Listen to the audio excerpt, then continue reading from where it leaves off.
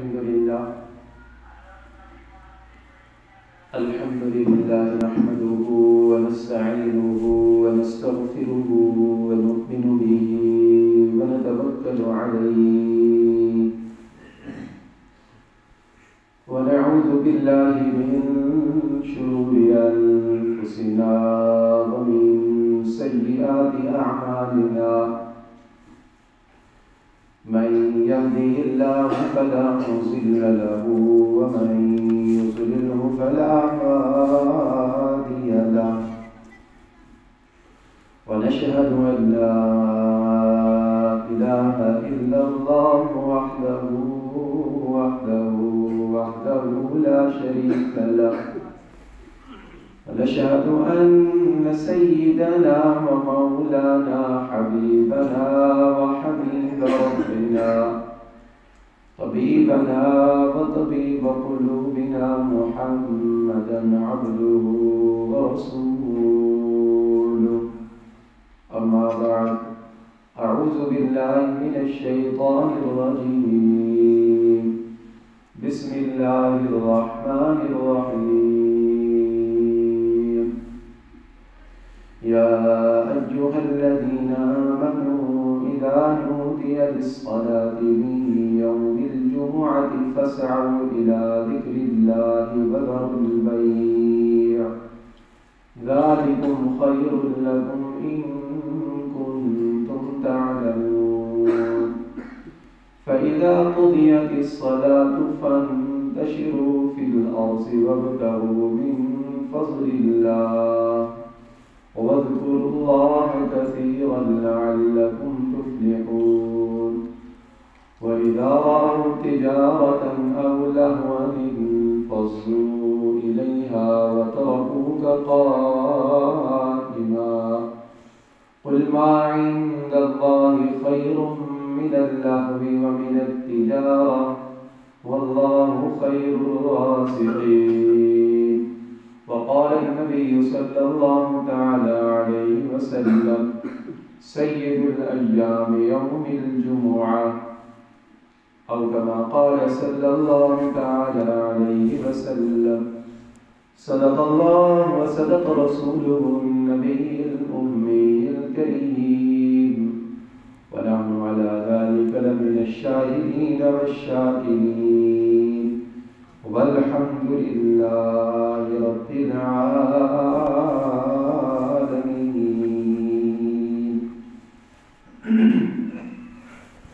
يا رب صل وسلم دائما أبدا على حبيبك خير الخلق كلهم هو الحبيب الذي ترجى شفاعته لكل هول من الأعقاب المقتحمين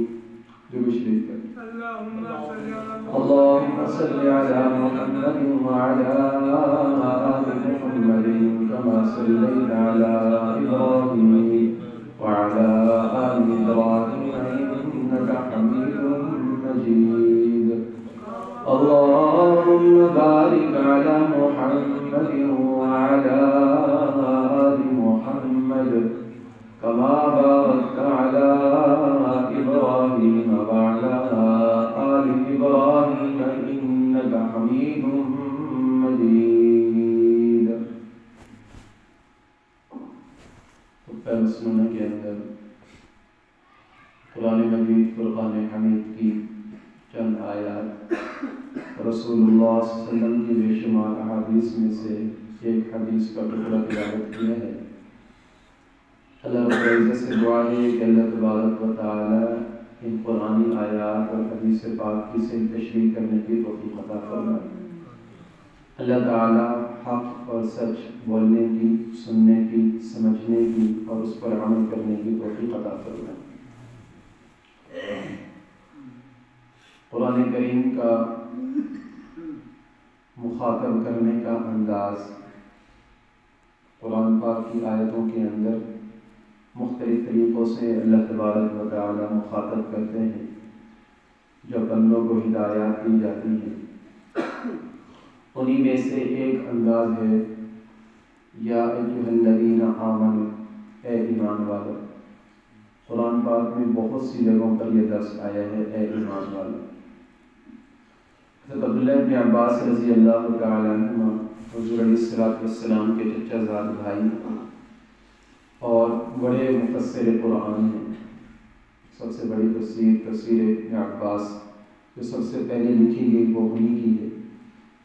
وہ اپنی تفسیر میں لکھتے ہیں، فرماتے ہیں کہ قرآن کریم میں جس جگہ پر بھی یا ایھا الذین آمنوا آئے، وہاں پر ہر مسلمان کو یہ سمجھ لینا چاہیے کہ اللہ تعالیٰ مجھے براہ راست خطاب فرما رہے ہیں، اے ایمان والو۔ یا ایھا الذین آمنوا کا معنی ہے اے ایمان والو۔ اب جہاں پر بھی یہ آئے گا، آپ جب بھی قرآن پڑھیں تو اس کے آگے دیکھیں اللہ تعالیٰ ہمیں خاص حکم دے رہے ہیں، مجھے، آپ کو، ایک ایک فرد کے لیے یہ خاص ہوتا ہے۔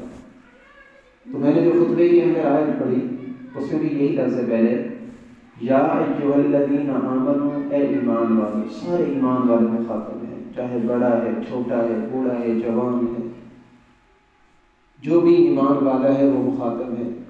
اب آگے حکم کیا ہے اللہ تعالیٰ کا؟ اذا نودی للصلاۃ من یوم الجمعہ، جس دن جمعے کے دن تمہیں نماز کے لیے پکارا جائے، یعنی اذان دی جائے، جمعے کی پہلی اذان جب ہو، تمہیں جمعے کے لیے اطلاع دی جائے، مسجد سے اذان ہو، مؤذن اذان دے کہ بھئی جمعے کی اذان ہو چکی ہے، اس کے بعد کیا کرنا ہے؟ فَاسْعَوْا إِلَىٰ ذِكْرِ اللَّهِ، دوڑو اللہ تبارک و تعالیٰ کے ذکر کی طرف۔ دوڑنا تو منع ہے، مسجد کے اندر دوڑ نہیں سکتے ہیں، لیکن یہ ترغیب ہے۔ یہاں پر اللہ کے نبی نے فرمایا کہ یہ ترغیب ہے، ترغیب کہ جمعے کی اذان کے بعد کوئی بھی ایسا کام کرنا جو جمعے سے مانع ہو رہا اس کو منع کر دیا۔ جمعے کی اذان کے بعد جو کام کرنا ہے وہ ہے ہم نے مسجد کی طرف جانا، فَاسْعَوْا إِلَىٰ ذِكْرِ اللَّهِ، دوڑو اللہ تبارک و تعالیٰ کے ذکر کی طرف، اور اللہ کا ذکر مسجد کے اندر ہوتا ہے۔ اور سب سے بڑی جو مانع چیز ہوتی ہے نا، ذکر سے روکنے والی جو چیز ہوتی ہے وہ ہوتی ہے خرید و فروخت۔ جب انسان بزنس کے اندر لگا ہوتا ہے، خرید و فروخت کے اندر لگا ہوتا ہے، تو اس کو اذان بھی یاد نہیں رہتی، کچھ بھی یاد نہیں رہتا۔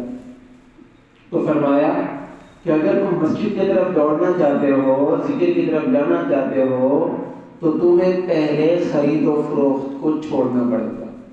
وَذَرُوا الْبَيْعَ، جیسے اذان ہو تو خرید و فروخت چھوڑ دو، یہ خرید و فروخت تمہیں چھوڑ دینی چاہیے۔ بیع کا معنی ہوتا ہے بیچنا، اشترا کا معنی ہوتا ہے خریدنا، تو یہاں پر بیچنے کے لفظ کو منع کیا گیا۔ علماء کرام لکھتے ہیں کہ جب دکان بند ہو جائے گی تو خریدنے والا خود بخود نہیں آئے گا۔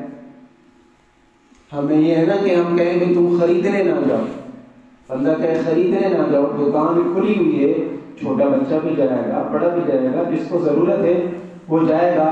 تو اصل دروازہ بند کیا شریعت نے، شریعت کا حکم ہے کہ بیچنا بند کر دو، بیچنا بند کر دو۔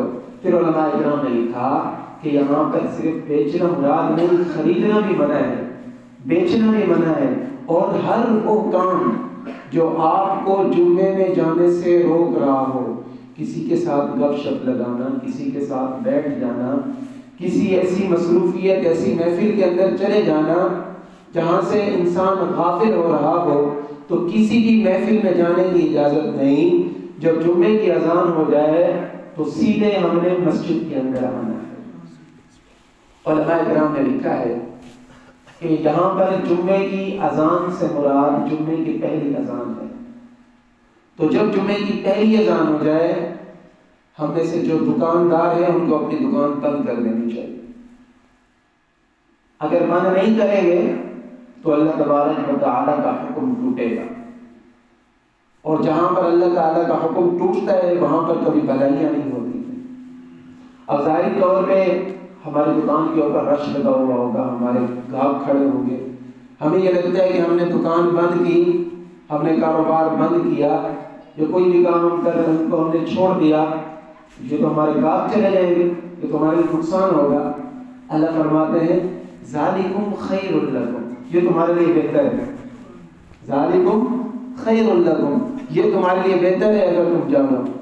کیوں کہ اللہ کا حکم ہے، اور اللہ زمین اور آسمان کا خالق ہے، اور اللہ نے روزی کا وعدہ کیا ہوا ہے۔ شیطان دھوکہ دیتا ہے کہ اگر دکان بند کی، کاروبار بند کیا تو تم بھوکے مر جاؤ گے۔ اللہ فرماتا ہے اس وقت جب میرا حکم آ جائے تمہارے لیے اپنے کاروبار کو بند کرنا یہ تمہارے لیے بہتر ہے۔ قرآن میں ایک جگہ پر اللہ تبارک و تعالیٰ فرماتے ہیں عسیٰ ان تکرہوا شیئا وہو خیر لکم، کبھی کبھی ایسا ہوتا ہے کہ تم ایک چیز کو پورا جانتے ہو لیکن در حقیقت وہو خیر لکم، وہ تمہارے لیے بہتر ہوتی ہے۔ وعسیٰ ان تحبوا شیئا، اور کبھی کبھی ایسا ہوتا ہے کہ تم کسی چیز کو محبوب سمجھتے ہو، اچھا سمجھتے ہو، وہو شر لکم، حقیقت میں وہ تمہارے لیے بری ہوتی ہے۔ تو اچھی یا اچھائی وہ نہیں جو میں اور آپ دیکھیں، اچھائی وہ ہے جو اللہ اور اللہ کے نبی ہمیں بتاتا ہے۔ برائی وہ نہیں کہ جس کو میں اور آپ برا کہیں، بری وہ چیز ہے کہ جس کو اللہ اور اللہ کے نبی کی تعلیمات نے ہمیں بتایا کہ یہ چیز بری ہے۔ تو اللہ فرماتے ہیں ذالکم خیر لکم، یہ تمہارے لیے بہتر ہے ان کنتم تعلمون، اگر تم جانتے ہو۔ قرآن کو پڑھو تو اس آیت سے جمعہ کی نماز کی اور جمعہ کے دن کی اہمیت کا پتہ چلتا ہے۔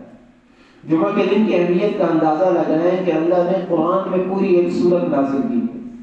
قرآن میں پوری ایک سورت 28ویں سپارے میں سورت ہے جس کا نام سورت الجمعہ رکھا گیا ہے۔ اس کے اندر اللہ تبارک و تعالیٰ نے یہ احکامات ذکر فرمائے ہیں۔ تو اگر ایک آیت بھی آ جائے تو بڑی ہوتی اہمیت کے لیے، ایک لفظ آ جائے قرآن کے اندر بڑے اہمیت کے لیے، لیکن اللہ تبارک و تعالیٰ نے پوری ایک سورت نازل کی ہے تاکہ مسلمانوں کے دل کے اندر جمعہ کے دن کی اہمیت پیدا ہو جائے۔ اور جمعہ کا دن یہ آج سے نہیں شروع ہوا، پہلے جمعہ کے دن کو یوم عروب کہا جاتا تھا، عروبہ۔ حضور علیہ السلام کے آباء و اجداد کے اندر ایک شخص گزرے ہیں جن کا نام تھا حضرت کعب بن لؤی۔ حضرت کعب حضور علیہ السلام کی بعثت سے کافی عرصہ پہلے وہ فوت ہو گئے تھے۔ انہوں نے جب مکہ میں لوگ ویسے بھی اکٹھے ہوا کرتے تھے تو وہ لوگوں کو مکہ میں اکٹھا کیا کرتے تھے، اور یہ ٹائم جب ہم اس ٹائم بیٹھ رہے ہیں اس ٹائم وہ لوگوں کو اکٹھا کر کے اللہ کی باتیں سنایا کرتے تھے، نیک باتیں سنایا کرتے تھے، بت پرستی سے بیزار تھے۔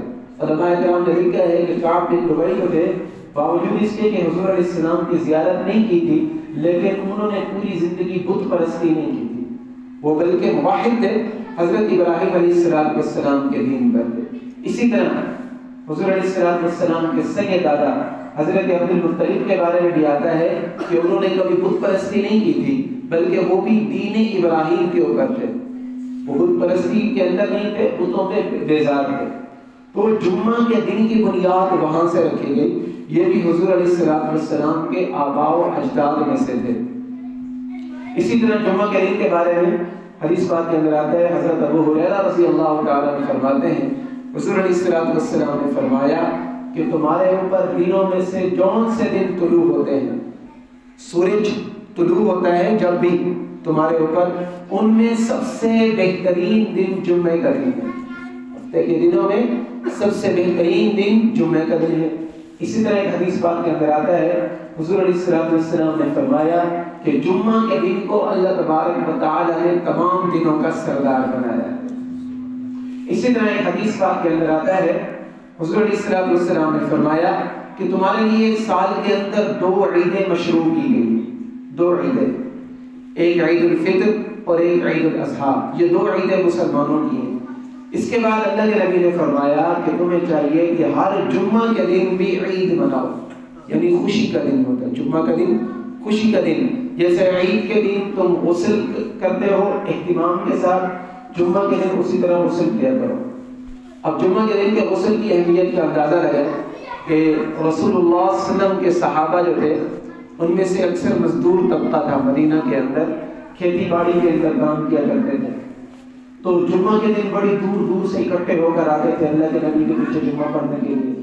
تو ایک مرتبہ حضور علیہ السلام نے محسوس کیا کہ مسجد میں سمیل سی آتی ہے، کہ موٹے موٹے کپڑے ہوا کرتے تھے، پھر ایک ایک سوٹ مہینہ مہینہ پہنا کرتے تھے، غربت تھی، تو اللہ کے نبی نے اہتمام کے ساتھ ان کو فرمایا کہ جمعہ کے دن جب تم آتے ہو تو غسل کر کے آیا کرو، جمعہ کے دن غسل کیا کرو اور اچھے کپڑے پہن کر آیا کرو، تاکہ تمہاری وجہ سے کسی مسلمان کو تکلیف نہ ہو۔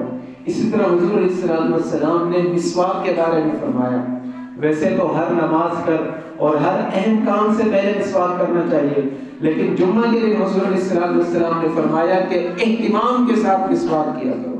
اور ایک حدیث پاک کے اندر آتا ہے، حضور علیہ السلام نے فرمایا لولا ان اشق علی امتی لامرتهم بالسواک لكل صلاۃ، او کما قال، کہ اگر مجھے اپنی امت کے اوپر مشقت کا احساس نہ ہوتا نا کہ ان کو تکلیف ہوگی، پریشان ہو جائیں گے، تو میں ان کے اوپر لازم کر دیتا کہ ہر وضو کے ساتھ مسواک کریں۔ اس لیے کئی علماء کرام مسواک کو واجب کا درجہ دیتے ہیں، تو جمعہ کے دن خاص طور پر مسواک کا اہتمام کرنا۔ اس طرح ایک حدیث پاک کے اندر آتا ہے، رسول اللہ صلی اللہ علیہ وسلم نے ارشاد فرمایا کہ جمعہ کے دن تم اچھے کپڑے پہنے کرو، اچھے کپڑے پہن کر آؤ۔ اپنے گھر کے اندر دیکھیں جو سب سے اچھا سوٹ ہو اس کو جمعہ کے دن زیر تن کرنا چاہیے۔ حدیث پاک کے اندر آتا ہے کہ رسول اللہ صلی اللہ علیہ وسلم کے پاس ایک خاص لباس تھا۔ ام عائشہ رضی اللہ تعالیٰ عنہ فرماتی ہے کہ اللہ کے نبی کے پاس کہیں سے گفٹ آیا تھا، تحفہ آیا تھا۔ بھائی چھپو جاؤ، کیوں باتیں کر رہے ہو؟ چپ، کیا کر رہے ہو؟ چپ۔ حضرت عائشہ صدیقہ رضی اللہ تعالیٰ عنہ فرماتی ہے کہ رسول اللہ صلی اللہ علیہ وسلم کے پاس ایک جگہ سے گفٹ آیا تھا، ایک خاص لباس، وہ بڑا ہی خوبصورت تھا۔ تو رسول اللہ صلی اللہ علیہ وسلم کا معمول مبارک تھا کہ آپ ہر جمعے کے دن وہ لباس زیب تن کیا کرتے تھے، اور پھر جمعے کے بعد وہ لباس لے آ کر اس کو اتار کر رکھ دیا کرتے تھے، اگلے جمعے پھر وہ لباس پہنا کرتے تھے۔ جیسے ہمارے پاس کوئی اچھا لباس ہو تو ہم اس کو شادی کے لیے یا تقریبات کے لیے رکھ دیتے ہیں، تو کوشش کریں، یہ اللہ کے نبی کی سنت سے ثابت ہوتا ہے، کوشش کریں کہ جمعہ مبارک کے دن ہم ایسا لباس پہن کر آئیں جو ہمارے لباسوں میں سب سے بہتر لباس ہے۔ یہ جمعہ کے دن کی اہمیت ہے۔ اسی طرح ایک حدیث پاک کے اندر آتا ہے، رسول اللہ صلی اللہ علیہ وسلم نے ارشاد فرمایا کہ جمعہ کا دن یہ بڑا اہمیت کا حامل ہے۔ اس دن کے اندر اللہ تبارک و تعالیٰ نے حضرت آدم علیہ السلام کی تخلیق کی۔ آدم علیہ السلام کو جس دن اللہ تبارک و تعالیٰ نے پیدا فرمایا، آپ کو مٹی سے بنایا، وہ جمعہ مبارک کا دن تھا۔ اسی طرح اس کے حدیث پاک کے اندر آتا ہے، رسول اللہ صلی اللہ علیہ وسلم نے ارشاد فرمایا کہ جس دن قیامت ہوگی، جس دن قیامت ہوگی وہ جمعہ مبارک کا دن ہوگا، وہ جمعہ مبارک کا دن ہوگا۔ اسی طرح یہ اب ہم جب خطبہ جمعہ کے لیے بیٹھے ہیں، اذان سے لے کر نماز تک یہ گھنٹے کا یا 1.5 گھنٹے کا یا جتنا بھی ٹائم ہوتا ہے، علماء کرام نے لکھا ہے جنت کے جہاں پر واقعات آتے ہیں کہ جنت کے اندر اہل جنت جمعہ کے دن جب یہ ٹائم ہوگا نا تو وہ سارے اکٹھے ہو جائیں گے، اور اللہ تبارک و تعالیٰ ان سب کو حکم دے گے کہ سارے اکٹھے ہو جاؤ۔ وہ سارے جب اکٹھے ہو جائیں گے ان کے لیے کرسیاں لگائی جائیں گی، تو بہت بڑا میدان ہوگا، کوئی کرسیوں پر، کوئی ٹیلوں پر، کوئی فرش پر، کوئی کہیں کوئی کہیں، سارے کے سارے جب اکٹھے ہو جائیں گے تو عین جو خطبے کا ٹائم ہوتا ہے، جس ٹائم ہم خطبہ پڑھتے ہیں، اس ٹائم جب جنت کے اندر وہ ٹائم ہوگا، اللہ تبارک و تعالیٰ اپنی زیارت کروائیں گے، اللہ تعالیٰ اپنی زیارت کروائیں گے۔ اور علماء کرام نے لکھا ہے جو جمعے میں پہلے آئے گا دنیا کے اندر، پہلی صفوں کے اندر، جو جمعہ کے دن پہلے آئے گا، جنت میں بھی اللہ تبارک و تعالیٰ اس کو فرنٹ سیٹ عطا فرما دیں گے۔ جنت میں بھی جب اللہ تعالیٰ کا دیدار ہوگا تو اللہ تعالیٰ ان کو فرنٹ پر بٹھائیں گے کہ تم جمعے میں پہلے آیا کرتے تھے، آج تم میرا دیدار کرو۔ اچھا دیدار کتنی دیر ہوگا؟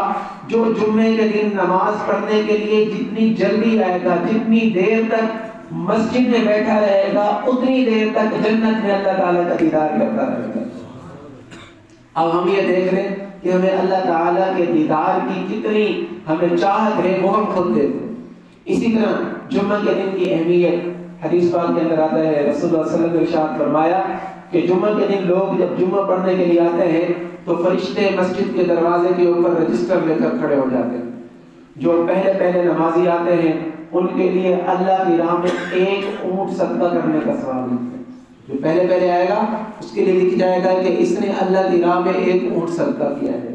جو اس سے تھوڑا لیٹ آئے گا اس کے لیے ایک گائے کا ثواب لکھ دیا جاتا ہے.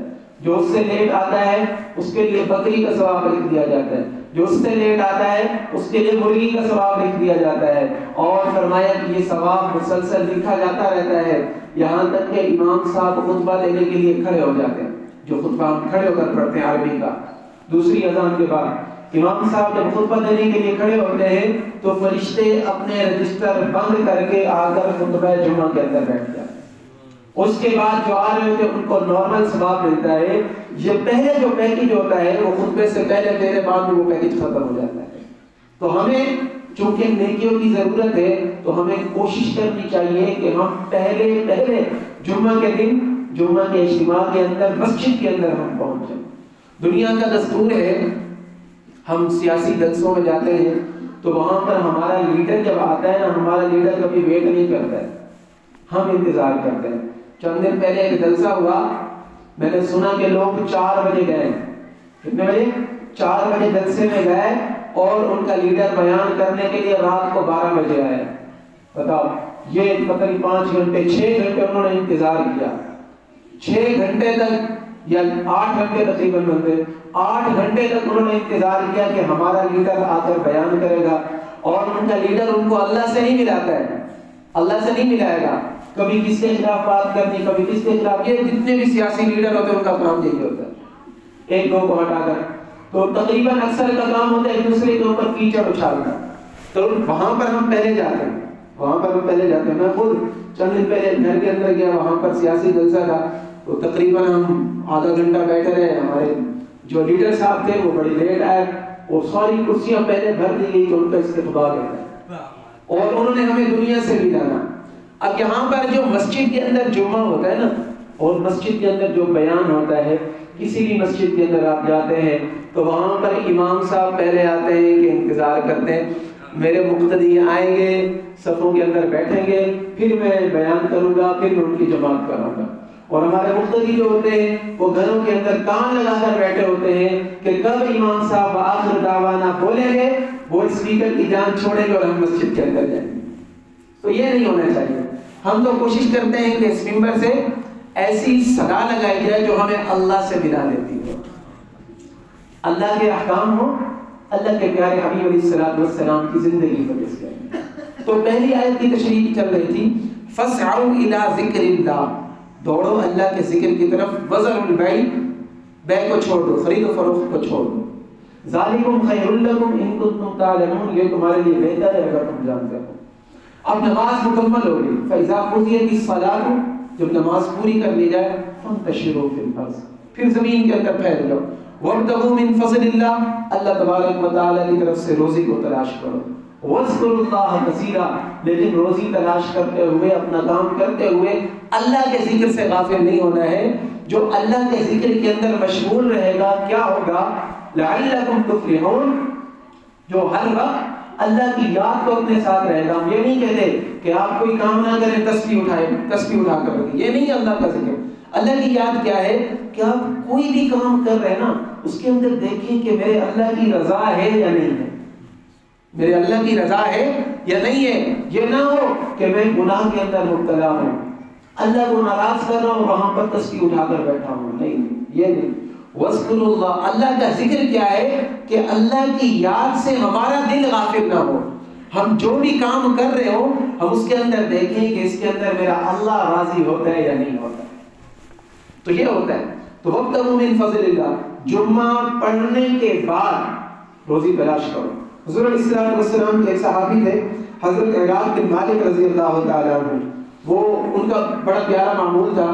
جمعہ کی نماز پڑھ لیتے, جمعہ کی نماز پڑھ کر جب مسجد کے باہر جاتے کہتے اے اللہ ہم نے آپ کی دعوت کو قبول کیا, آپ نے ہمیں بلایا مسجد کے اندر, ہم مسجد کے اندر آ گئے اور وصلیت فریضہ ادا کر, آپ نے ہمارے اوپر نماز کو فرض کیا, ہم نے وہ نماز بھی پڑھ لی. وَانْتَشَرْتُ كَمَا أَمَرْتَنِي, پھر آپ نے حکم دیا کہ نماز کے بعد پھیل جاؤ. اب نماز کے بعد ہم پھیل گئے, ہم زمین کے اوپر آ گئے. وَارْزُقْنِي, اے اللہ تو نے آخر میں فرمایا کہ میں بہت زیادہ روزی دیتا ہوں. وَارْزُقْنِي, اب مجھے رزق عطا فرما دے. وَأَنْتَ خَيْرُ الرَّازِقِينَ, آپ بہترین رزق دینے والے ہیں. ہم دیکھیں ہمارا کام ہے مانگنا. یا ایھا الناس انتم الفقراء الی اللہ, لوگوں تم تو اللہ کے محتاج ہو, اللہ سے مانگو. تو وہ صحابی جو تھے وہ باہر جا کر نماز پڑھ لیتے, نماز کے بعد یہ دعا پڑھا کرتے تھے. بزرگوں نے لکھا ہے, چونکہ قرآن کے اندر آتا ہے نا وابتغوا من فضل اللہ, جمعے کی نماز کے بعد جو بندہ روزی تلاش کرتا ہے, روزی کی تلاش کے اندر نکلتا ہے, عام دنوں کی بنسبت جو بندہ بزنس کرتا ہے نا جمعے کے بعد, اللہ تبارک و تعالی اس کو 70 زیادہ برکتیں عطا فرماتے ہیں. 70 برکتیں زیادہ عطا فرماتے ہیں. اور کیا تھا کہ تھوڑی سی دیر کے لیے ہم نے اپنا کاروبار بند کیا تھا. تو اللہ تو غفور الرحیم ہے, اللہ تو کسی کا بھی قرض اپنے اوپر نہیں رکھتا ہے. من جاء بالحسنۃ فلہ عشر امثالھا, جو ایک نیکی لے کر آتا ہے اللہ تبارک و تعالی اس کو 1 کی 10 عطا فرما دیتا ہے. تو اگر ہم کبھی دکان بند کرتے ہیں, اپنا کاروبار بند کرتے ہیں, اپنی مصروفیات کو ترک کرتے ہیں, ہم یہ نہ چھوڑیں, یہ نہ سمجھیں کہ ہمیں نقصان ہو جائے گا. اللہ تبارک و تعالی نے اس کے اندر ہمارے لیے خیر رکھی ہوتی ہے. تو جمعہ کے دن جب اذان ہو, اذان کے فوراً بعد مسجد کے اندر پہنچنے کی کوشش کریں. اللہ رب العزت